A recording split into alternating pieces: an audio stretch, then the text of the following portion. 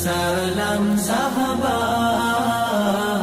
আসসালাম সাহাবা, আসসালাম সাহাবা, আসসালাম সাহাবা। আসসালামু আলাইকুম রহমতুল্লাহ।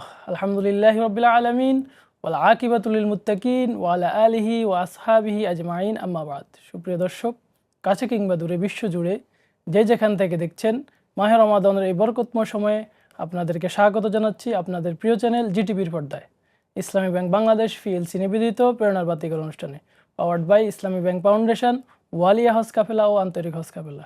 সুপ্রিয় দর্শক, সাহাবীদের জীবন আচারমূলক অনুষ্ঠান প্রেরণার বাতিঘর। আমরা এই অনুষ্ঠানে রাসূল সাল্লাল্লাহু আলাইহি সাল্লামের এক একজন বিশিষ্ট সাহাবীর জীবন নিয়ে আলোচনা করে থাকি। আজকে আলোচনা করব আমরা রাসূল সাল্লাল্লাহু আলাইহি সাল্লামের ফালক পুত্র খ্যাত যায়েদ বিন হারেসা সম্পর্কে। আর এই বিষয়ে আলোচনার জন্য আমরা আমাদের স্টুডিওতে দুজন মেহমানকে আমন্ত্রণ জানিয়েছি। আমাদের মেহমানদের সাথে আপনাদের পরিচয় করে দিচ্ছি। আমাদের সাথে আজকে মেহমান হিসেবে উপস্থিত আছেন বাংলাদেশ ইসলামী বিশ্ববিদ্যালয়ের ইসলামিক স্টাডিজ ডিপার্টমেন্টের সহযোগী অধ্যাপক ডক্টর মাহবুবুল আলম স্যার। আসসালামু আলাইকুম ওয়া রাহমাতুল্লাহ। ওয়ালাইকুম আসসালাম স্যার, কেমন আছেন? আলহামদুলিল্লাহ, আপনি কেমন আছেন? আলহামদুলিল্লাহ। আমাদের সাথে আরেকজন মেহমান উপস্থিত আছেন ঢাকা রেসিডেন্সিয়াল মডেল কলেজের ইসলামিক স্টাডিজ বিভাগের লেকচারার ইব্রাহিম আল মামুন স্যার। আসসালামু আলাইকুম রহমতুল্লাহ। ওয়ালাইকুম আসসালাম স্যার, আপনি কেমন আছেন? আলহামদুলিল্লাহ, ভালো আছি। আপনি? জি আলহামদুলিল্লাহ। স্যার, আমাদের আজকের আলোচনার বিষয় হচ্ছে যায়েদ বিন হারেসা, অর্থাৎ যাকে রাসূলুল্লাহ সাল্লামের পালক পুত্র বলা হতো। তো আমি শুরুতেই ডক্টর মাহবুবুল আলম স্যারের কাছে আসবো। ওনার পরিচয় এবং প্রাথমিক জীবন সম্পর্কে যদি একটু বলতেন স্যার। বিসমিল্লাহ, আলহামদুলিল্লাহ, ওয়াসসালাতু ওয়াসসালামু আলা রাসূলিল্লাহ ওয়া বা'দ। আমরা আজকে এমন একজন সাহাবী সম্পর্কে আলোচনা করতে যাচ্ছি। এই সাহাবী সম্পর্কে মহাগ্রন্থ আল কোরআনে একজন মাত্র সাহাবীর নাম এসেছেন, তিনি হচ্ছেন যায়েদ ইবনে হারেসা রাদিয়াল্লাহু তাআলা আনহু। যায়েদ ইবনে হারেসার আমরা নামের মধ্যে পাচ্ছি তার নাম যায়েদ, আব্বার নাম হারেসা, আর তার মার নাম লোবাবা, সৌদা বিনতে লোবাবা, এবং তিনি কালব গোত্রের জন্মগ্রহণ করেন। তার বয়স যখন 8, তখন তার বাড়িতে লুটতরাজ হয়েছিল। সেই লুটতরাজের সময় দস্যুরা, ডাকাতরা তার বাড়ির ঘরের ধনসম্পদ, উট এবং শিশুদেরকে সেখান থেকে লুট করে নিয়ে গেছে। লুট করে নিয়ে যাওয়ার পরে তারা উকাজ মেলায়, যে বিখ্যাত মক্কার মেলা ছিল আরবে, সেই মেলায় বিক্রি করে দেয়। সেখানে হযরত খাদিজা রাদিয়াল্লাহু তাআলা আনহার ভাতিজা হাকিম, তিনি ক্রয় করে নেন 400 দিরহামে।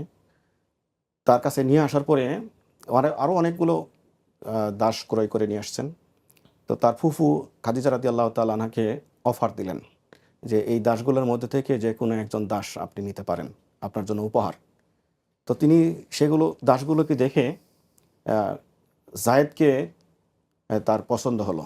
এই জন্য পছন্দ হলো যে তার মধ্যে একটা চৌকুশনেস বা একটা তার মধ্যে ব্যতিক্রম একটা দেখতে পেলেন, ব্যক্তিত্ব দেখতে পেলেন।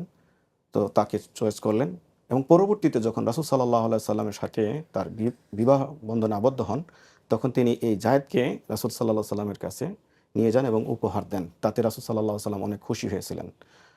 তো এদিকে তার বাবা হারেসা এবং তার মা খুব কান্নাকাটি করতেছিলেন, তাকে খোঁজাখুঁজি করতেছিলেন, কোথাও পাচ্ছে না তাকে।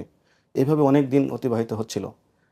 অবশেষে বিভিন্ন জায়গায় খোঁজাখুঁজি করে না পেয়ে তার বাবা অনেক শোকাহত হয়ে পড়েন। সন্তান হারার পরে তিনি একজন সাহিত্যিক ছিলেন, কবিতা লেখলেন, শোকগাথা কবিতা, যে আমার পুত্র যায়েদ কোথায় আছে আমি জানি না, সে কি ভালো আছে ইত্যাদি বলে সে কবিতা লিখেছিল। সেই কবিতা বিভিন্ন জায়গায় ছড়িয়ে ছিটিয়ে পড়ে। তো আরবের একটা নিয়ম ছিল, প্রতি বছর কাবার তাওয়াফ করা তাদের একটা হজ মৌসুমে সিস্টেম ছিল। তো সেই সিস্টেমের অংশ হিসেবে হজ মৌসুমে কালব গোত্রের লোকেরা এসে কাবা তাওয়াফ করতেছিল। সেই সময় যায়েদকে তার সাথে দেখা হয়ে গেল, যায়েদের সাথে, ওই পরিবারের তার এলাকার লোকদের সাথে। তখন চিনতে পারলেন যায়েদকে দেখে, এবং কথোপকথন হলো, কিভাবে কি হলো ইত্যাদি বিস্তারিত বর্ণনা যখন যায়েদের কাছ থেকে শুনলো, অতঃপর তারা তার বাড়িতে এলাকায় গিয়ে তার বাবা মাকে বললেন।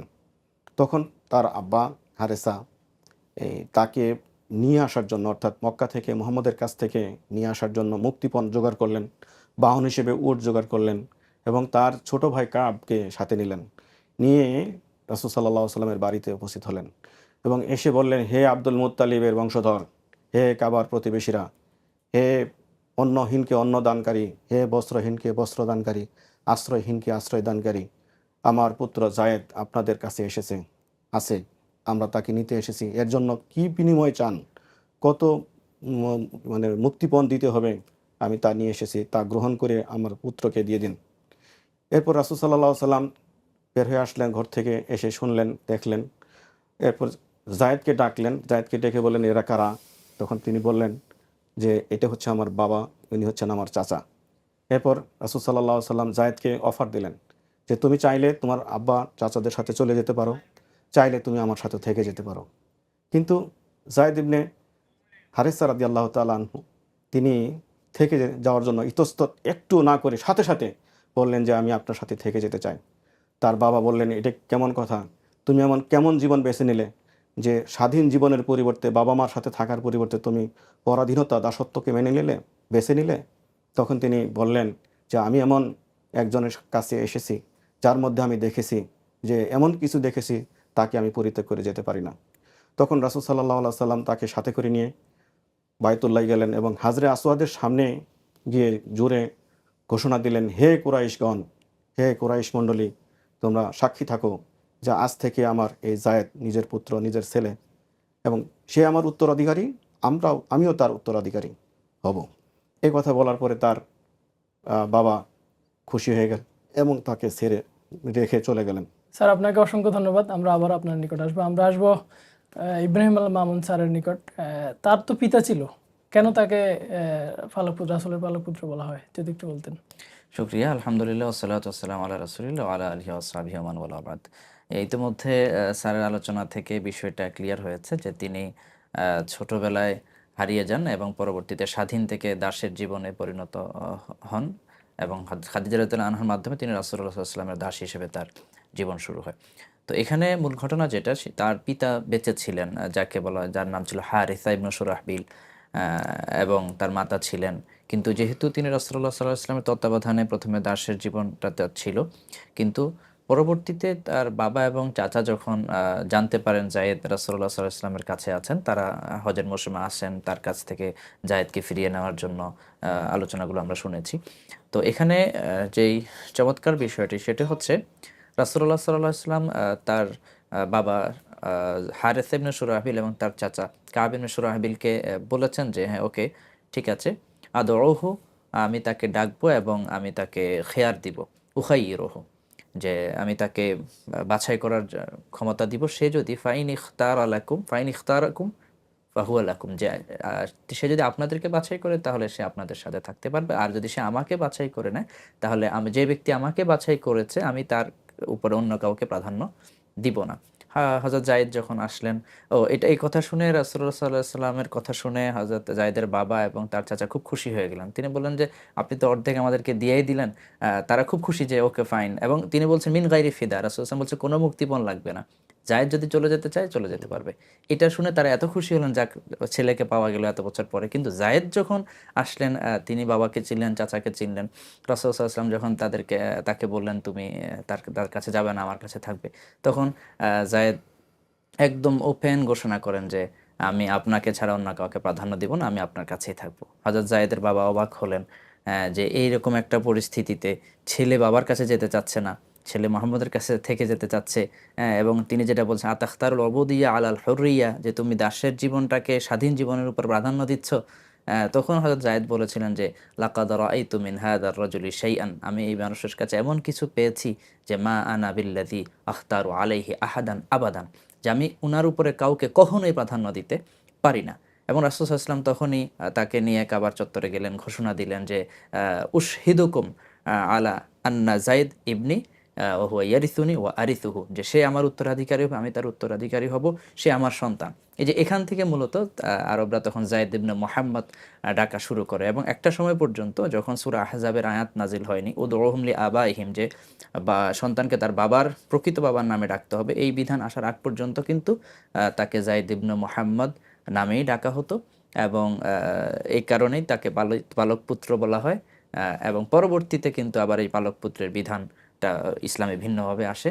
ততদিন পর্যন্ত তিনি জায়েদ বিন মুহাম্মদ হিসাবে পরিচিত ছিলেন। স্যার আপনাকে অসংখ্য ধন্যবাদ। আমরা ডক্টর মাহবুব আলম স্যারের কাছে আসবো। জায়েদ বিন হারেসা তিনি রাসূলুল্লাহ সাল্লামের পালক পুত্র ছিলেন। তো ইসলামে পালক পুত্রের ব্যাপারে ইসলামের ধারণা কি যদি একটু বলতেন? পালক পুত্রের ধারণা সম্পর্কে আমরা ইতিমধ্যেই আলোচনা করলাম, জানতে পেলাম যে জায়েদ ইবনে হারেসা যেহেতু তার বাবার কাছ থেকে চলে আসছেন এবং তার রাসূল সাল্লাল্লাহু আলাইহি সাল্লামকে বাবা হিসেবে অর্থাৎ তার আশ্রয়স্থল হিসেবে সেখানে অংশগ্রহণ করলেন, থাকতে চাইলেন। তো এটা সাধারণভাবে আমরা সমাজের মানুষ যেরকম পালক পুত্র হিসেবে গ্রহণ করি এবং তার সাথে মুহাররামাত যে সমস্ত বিষয়গুলো রয়েছে, পর্দা থেকে শুরু করে সেই বিষয়গুলোকে মানে নিজের সন্তানের মতোই মনে করা হয়। কিন্তু সেই বিষয়টি আল্লাহ তাআলা সূরা আহজাবের ৫ নম্বর আয়াত এবং ৩৭ নম্বর আয়াতে এই দুটি বিষয় ক্লিয়ার করে দিয়েছেন যে উদউহুম লিআবাইহিম হুয়া আকসাতু ইনদাল্লাহ, যে তোমরা তাদের বাবার নামে ডাকো, কেননা এটি হচ্ছে অধিক ন্যায়সঙ্গত। তো সেই হিসেবে এখান থেকে মেসেজ ক্লিয়ার করে দেওয়া হলো যে তো তার বাবা যত পালক পুত্রের যারা বাবা হিসেবে যদি করা হয় তাহলে এটা আল্লাহর পছন্দনীয় কাজ নয়, যার জন্য আয়াত নাজিল করে এটা জানাই দিলেন যে তোমার নিজের সন্তানকে এই জন্য তার সন্তানের মতো মনে করা যাবে না। আরেকটা হচ্ছে সূরা আহজাবের ৩৭ নম্বর আয়াতে যেটা বলা হলো যে জায়েদ বড় হলো এবং তার স্ত্রী জয়নাবকে তার সাথে একটা পর্যায়ে যখন তালাক হয়ে যায়, আল্লাহর পক্ষ থেকে মুহাম্মদ সাল্লাল্লাহু আলাইহি সাল্লামকে আদেশ দেওয়া হলো যে জয়নাবকে বিয়ে করার জন্য।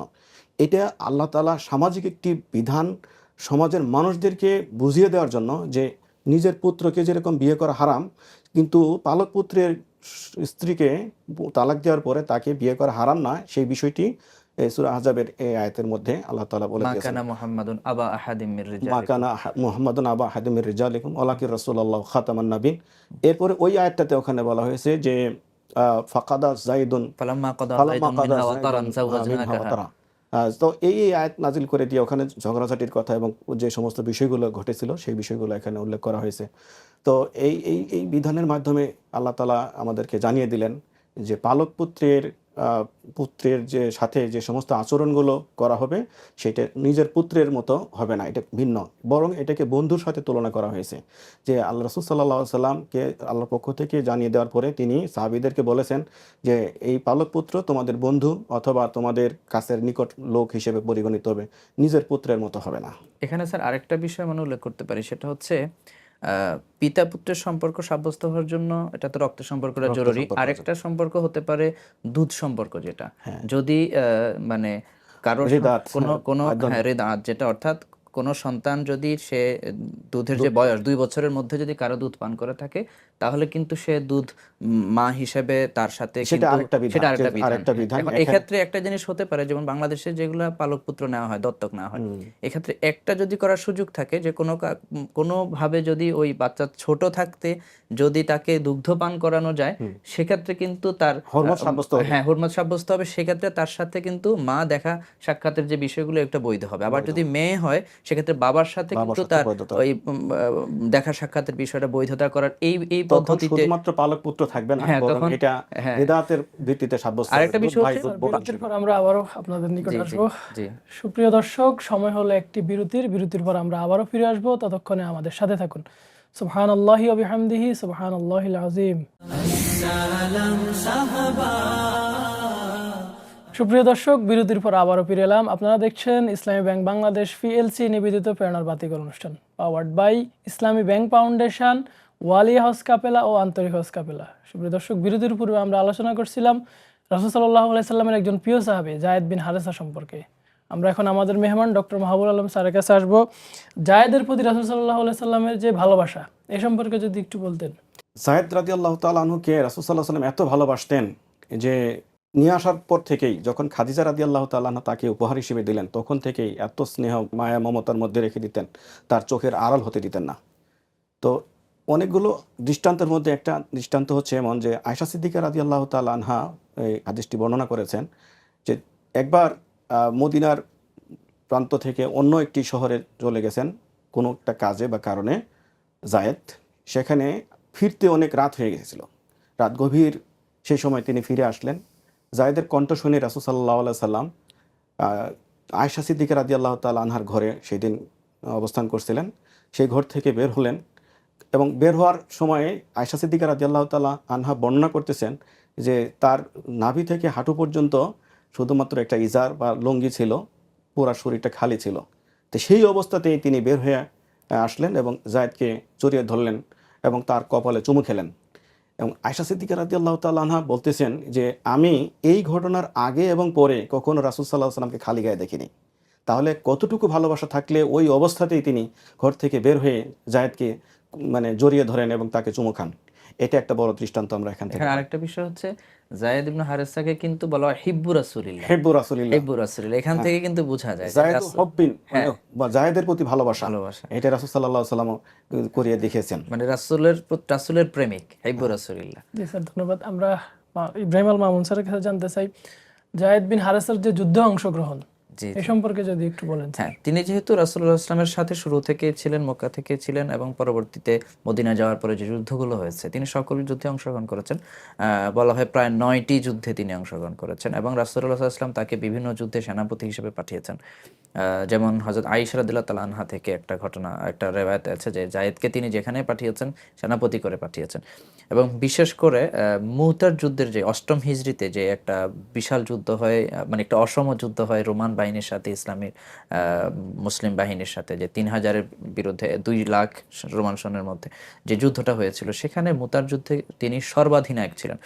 রাসূলুল্লাহ সাল্লাল্লাহু আলাইহি ওয়াসাল্লাম 3 জন সেনাপতির নাম উল্লেখ করেছেন এবং তার মধ্যে প্রথমেই তিনি যায়েদ ইবনে হারেসার কথা বলেছেন যে জায়েদ যদি শহীদ হয়ে যায় তখন তিনি আব্দুল্লাহ ইবনে রাওহা এবং আরো পরবর্তীতে জাফর ইবনে আবু তালেবকে বলা হয়েছে যে তিনি জাফর যদি শহীদ হয়ে যায় আব্দুল্লাহ ইবনে রাওহা আব্দুল্লাহ ইবনে তিনি, রাওহা অর্থাৎ 3 জনের পরপর 3 জন সেনাপতি রাসূলুল্লাহ সাল্লাল্লাহু আলাইহি ওয়াসাল্লাম নির্ধারণ করেছেন। তো এখান থেকে কিন্তু একটা জিনিস বোঝা যায় যে জায়েদ ইবনে হারেসা মুতার যুদ্ধে শহীদ হবেন, একটা সূক্ষ্ম ইঙ্গিত রয়েছে। কারণ জায়েদ যদি শহীদ হয় তাহলে জাফর যদি শহীদ হয় তাহলে আব্দুল্লাহ ইবনে রাওহা, তিনি শহীদ হলে রাসূল সাল্লাল্লাহু আলাইহি ওয়াসাল্লাম বলেছেন নিজেদের মধ্য থেকে একজনকে নেতা বানিয়ে নিতে। এবং মুতার যুদ্ধেই দেখা যায় হ্যাঁ ঠিকই হযরত জায়েদ ইবনে হারেসা তিনি প্রাণপণ যুদ্ধ করে এবং পতাকা হাতে সেনাপতির দায়িত্ব পালন অবস্থায় কিন্তু তিনি শাহাদাত বরণ করেন। স্যার আপনাকে ধন্যবাদ। স্যার আমরা শুনছিলাম জায়েদ বিন হারেসার যুদ্ধে অভিযান অংশগ্রহণ, যদি আপনি কিছু বলতেন। তো সেই যুদ্ধে জায়েদ ইবনে হারেসা রাদিয়াল্লাহু তাআলা আনহু শাহাদাত বরণ করেন। এই শাহাদাতের তামান্না নিয়ে তিনি গিয়েছেন এবং রাসূল সাল্লাল্লাহু আলাইহি সাল্লামের যে আকাঙ্ক্ষাটা বা ধারণাটা ছিল সেই ধারণাটাই বাস্তবায়িত হয়েছে এই মুতার যুদ্ধে। স্যার আপনাকে অসংখ্য ধন্যবাদ। আমরা ইব্রাহিম আল মামুন স্যারের কাছে আসতে চাই। জায়েদ বিন হারেসা তিনি তার পরিবার ছেড়ে রাসূলের কাছে চলে আসলেন, তিনি তার নিজের জীবনের সব কিছু ত্যাগ করে দিলেন, সর্বশেষ তিনি শাহাদাত বরণ করলেন। তো এই জায়েদ বিন হারেসা আমাদের যুব সমাজের জন্য কি অনুপ্রেরণা হতে পারে, অর্থাৎ তার জীবন থেকে কিভাবে আমরা শিক্ষা গ্রহণ করতে পারি, যদি একটু বলেন। শুকরিয়া। প্রথম যেটা আমরা জানতে পাচ্ছি যে তিনি রাসূলুল্লাহ সাল্লাল্লাহু আলাইহি ওয়াসাল্লামকে প্রাধান্য দিয়েছেন, অর্থাৎ তিনি তার স্বাধীন জীবনের চেয়ে দাসত্বের জীবন বেছে নিয়েছেন। যদিও রাসূলুল্লাহ সাল্লাল্লাহু আলাইহি ওয়াসাল্লাম সাথে সাথে কিন্তু তাকে আবার মুক্ত ঘোষণা করেছেন, যে সন্তান ঘোষণা করেছেন। তো এখানে একটা বিষয়, সূক্ষ্ম একটা বিষয় আছে। অনেকেই বর্তমান জামানায় ইসলামের যে দাসত্ব বা দাসপ্রথার ব্যাপারে অনেক কথা বলেন, কিন্তু এখানে একটা দেখার বিষয় রয়েছে।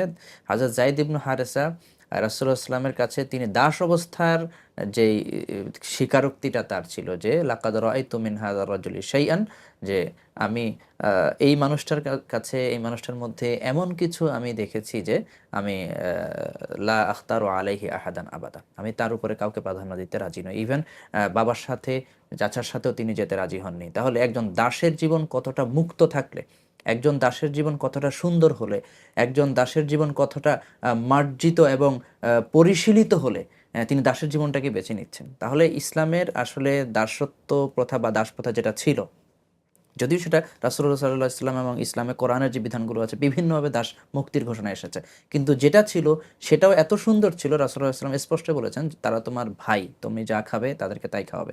তো আমরা একটা জিনিস গুলিয়ে ফেলি যে ইউরোপের দাসপ্রথার সাথে আমরা ইসলামের দাসপ্রথাটাকে গুলিয়ে ফেলি। আমরা মনে করি এই দাস মানেই হচ্ছে এই একটা নির্যাতিত একটা অবস্থা, কিন্তু তা নয়। তিনি দাস থেকে। ইসলামে কিন্তু দাস হয়ে আমির হতে পারে, এটা অন্য কোথাও নাই। তাহলে দাস বংশীয় দাস হতে পারেন, কিন্তু তিনি আমির হতে ওয়ালাউ কানা আবদান হাবাশিয়া রয়েছে। এবং মোহাম্মদ ইবনে সিরিনের মতো বড় মুহাদ্দিস দাস ছিলেন, এবং আমরা জানি দাস বংশের শাসন আছে আমাদের উপমহাদেশে। তো তাহলে দাসদের অনেক অবদান হ্যাঁ, অনেক অবদান। তাহলে রাদিয়াল্লাহু তাআলা হ্যাঁ, আনহু। জি, তাহলে ইসলামের প্রথম মুয়াজ্জিন ছিলেন হযরত বিলাল রাদিয়াল্লাহু। তার মানে ইসলামের দাস আর বাইরে অন্য যে দাস প্রথা ইউরোপে, এটা এক নয়। এটা একটা বড় শিক্ষা। দ্বিতীয় যে শিক্ষাটা তরুণ সমাজের জন্য রয়েছে সেটা হলো ইসলামের জন্য নিজের সবকিছুকে মানে বিলীন করে দেওয়া। এটা একটা বড় শিক্ষা মানে আমাদের তরুণ সমাজের জন্য। কারণ যায়েদ ইবনে হারেসা নিজে তরুণ ছিলেন, নিজে যুবক ছিলেন, তিনি সেনাপতি ছিলেন, যুদ্ধ করে তিনি নিজের শাহাদাত বরণ করলেন। এটা একটা বিষয়। আরও একটা বড় শিক্ষা হতে পারে এখানে যে এই যে পালক পুত্র নয়, এটা একটা বড় বিধান যেটা জায়েদকে দিয়ে আল্লাহ তাআলা একদম প্র্যাকটিক্যালি করিয়েছেন, যে তাকে রাসূলুল্লাহ সাল্লাল্লাহু আলাইহি ওয়াসাল্লাম জাইনাবকে বিয়ে করেছেন জায়েদের তালাকের পরে। এটা একটা বড় শিক্ষা কিন্তু আমাদের সমাজে, যে পালক পুত্র নয়। কারণ পালক পুত্রের সাথে যদি রাদাআত না থাকে, যদি দুগ্ধপান না করিয়ে থাকে, তাহলে কিন্তু পালক পুত্র হোক কিংবা পালক কন্যা হোক, তার সাথে কিন্তু মানে হারামের সম্পর্ক এটা হবে না। কিন্তু আরেকটা বিষয় হচ্ছে, পালক পুত্র কিন্তু সম্পত্তিতেও অংশীদারি হবে না। হ্যাঁ, তবে হ্যাঁ, তাকে যদি সম্পদ দিতে চাওয়া যায় সেক্ষেত্রে ওসিয়ত করে, কারণ সে তো ওয়ারিশ না। ওয়ারিশ ছাড়া অন্য কারোর জন্য ওসিয়ত করে মানে তার জন্য সম্পত্তি সাব্যস্ত করার সুযোগ আছে, কিন্তু সে কিন্তু স্বাভাবিকভাবে ওয়ারিশ না। সর্বশেষ কথা হচ্ছে মানে দাস হিসেবে নয় বা নিজেকে ব্যক্তি হিসেবে পরিচয় নয়, কর্মে হচ্ছে আসল পরিচয়। এই জিনিসটা আমরা হযরত যায়েদ ইবনে হারেসার জীবনী থেকে এবং রাসূলুল্লাহর প্রতি তার যে ভালোবাসা, এটার আসলে দৃষ্টান্ত আর পাওয়া যায় না। আপনাকে অসংখ্য ধন্যবাদ। ডক্টর মাহবুবুল আলম স্যারের কাছে আসতে চাই। যায়েদ বিন হারেসা তিনি তার জীবনের সকল কিছু উৎসর্গ করে দিলেন, পরিবার পরিজন ছেড়ে রাসূলের ভালোবাসায় মুগ্ধ হয়ে রাসূলের কাছে চলে আসলেন। তো এইটা আমাদের যুব সমাজ কিভাবে তার থেকে শিক্ষা গ্রহণ করতে পারে, আপনি যদি একটু বলেন। তিনি রাসূল সাল্লাল্লাহু আলাইহি ওয়াসাল্লামের কাছ থেকেই শিক্ষাটা পেয়েছেন যে এই পৃথিবীর জীবনটাই চূড়ান্ত জীবন নয়, এই জীবনের পরে আরেকটা বড় জীবন আছে, যে জীবনের জন্য মানুষকে এখান থেকে প্রস্তুতি নিয়ে যেতে হবে। সেই প্রস্তুতির জন্যই সাহাবা আজমাইনরা এটা বুঝতে পেরেছিলেন। আমরা আরও অন্যান্য যে সমস্ত সাহাবীদের জীবনী জানতেছি বা জানি, তাহলে এখান থেকে শিক্ষা পাই যে পৃথিবীর জীবনটা খুবই ক্ষণস্থায়ী। সেই ক্ষণস্থায়ী জীবনকে প্রায়োরিটি না দিয়ে, প্রাধান্য না দিয়ে পরকালীন জীবনকে প্রাধান্য দেওয়াটাই হযরত যায়েদ ইবনে হারেসার একটা প্রধান অনুপ্রেরণা ছিল, যার জন্য তিনি সর্বদাই রাসূল সাল্লাল্লাহু আলাইহি সাল্লামকে অনুসরণ করেন। এবং যুদ্ধে সেনাপতি নিয়োগ করার পরে তিনি জানতেন যে শাহাদাত বরণ করবেন, যে এখানে রাসূল সাল্লাল্লাহু আলাইহি সাল্লাম বলতেছেন, এরপরেও তিনি তার জীবনকে এখানে বিলীন করে দেওয়ার জন্য তিনি প্রস্তুত গেলেন। সেই শিক্ষাটা আমরা এখান থেকে, তিনি ঘর ছাড়ছেন, বাড়ি ছাড়ছেন, পরিবার ছেড়েছেন, শেষ পর্যন্ত জীবনটা উৎসর্গ করে দিয়েছেন ইসলামের। স্যার, আপনাদের দুজনকে অসংখ্য ধন্যবাদ কষ্ট করে ধন্যবাদ সময় দেওয়ার জন্য। সুপ্রিয় দর্শক, আমরা অনুষ্ঠানের একেবারে শেষ পর্যায়ে চলে এসেছি। আমরা শুনছিলাম রাসূল সাল্লাল্লাহু আলাইহি সাল্লামের একজন প্রিয় সাহাবী যায়েদ বিন হারেসার জীবনী সম্পর্কে। তিনি রাসূল সাল্লাল্লাহু আলাইহি সাল্লামের ভালোবাসায় মুগ্ধ হয়ে তিনি তার পরিবার পরিজন সবকিছু ছেড়ে রাসূল সাল্লাল্লাহু আলাইহি সাল্লামের কাছে চলে এসেছেন। আমরা যাতে রাসূল সাল্লাল্লাহু আলাইহি সাল্লামের জন্য রাসূল সাল্লাল্লাহু ভালোবাসায় নিজের জীবন উৎসর্গ করতে পারি এবং আল্লাহ রাব্বুল আলামিনের সন্তুষ্টি অর্জন করতে পারি, সেই তৌফিক কামনা করছি। সুপ্রিয় দর্শক, আগামী দিন রাসূল সাল্লাল্লাহু আলাইহি সাল্লামের আরেকজন প্রিয় সাহাবীর জীবনী নিয়ে উপস্থিত হয়ে যাব। ততক্ষণে আল্লাহ রাব্বুল আলামিন আপনাদেরকে ভালো রাখুন। সুবহানাকাল্লাহুম্মা ওয়া বিহামদিকা আশহাদু আল্লা ইলাহা ইল্লা আনতা আস্তাগফিরুকা ওয়া আতুবু ইলাইক। আসসালামু আলাইকুম ওয়া রাহমাতুল্লাহ। আসসালাম সাহাবা, আসসালাম সাহাবা।